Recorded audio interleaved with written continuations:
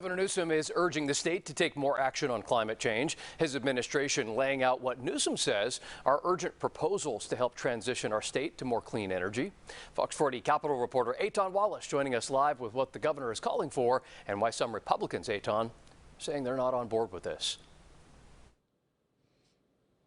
Well, Eric, good evening, and let me tell you, those behind the governor's proposal say his goals are absolutely necessary amid a changing climate, but opponents argue, well, his proposals could hurt key sectors across the state. With just 2 weeks left before lawmakers leave on recess for the rest of the year, Governor Gavin Newsom says he wants the legislature to help him meet his goals on climate change. It all comes less than a week after the governor spoke at this site, the site of a future desalination plant in Contra Costa County, where Newsom pledged more water storage amid the drought. 1,200-year drought that exists and persists all over the western United States.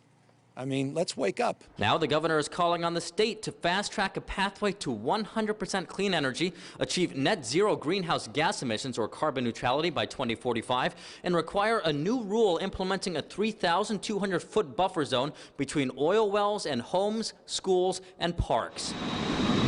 In a statement, the governor saying this must be done as soon as possible, noting, quote, later is too late. But not everyone is on board. The bulk of this package is going to increase people's costs. Let's do the smart things that actually lower people's costs. State Assembly Minority Leader James Gallagher says while he agrees with some of Newsom's goals to use new carbon capturing technology, Gallagher argues most of what the governor has proposed will only make things more expensive. People that are already complaining about their power bills right now, imagine what they're going to be if the governor's package goes through as is. The Western States Petroleum Association worries the governor's agenda would result in a loss of jobs for the California oil industry. We're talking tens of thousands of job losses. These proposals have huge impacts on everybody in the state and how we live our lives every single day. But Democratic leaders say the time to address the changing climate is now. Among several bills going through the legislature, AB 1384, authored by Assemblymember Jesse Gabriel of the San Fernando Valley. His proposal would require the California Natural Resources Agency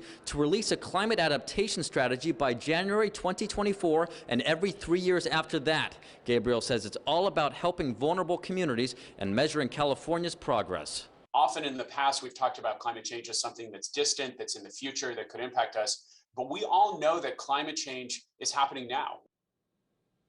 Now, there is a key deadline here, and amid all these bills, including Assemblymember Jesse Gabriel's bill going through the legislature right now, well, all of them must pass both houses by the end of August in order to reach the governor's desk. Reporting live from inside the California State Capitol, Eitan Wallace, Fox 40 News.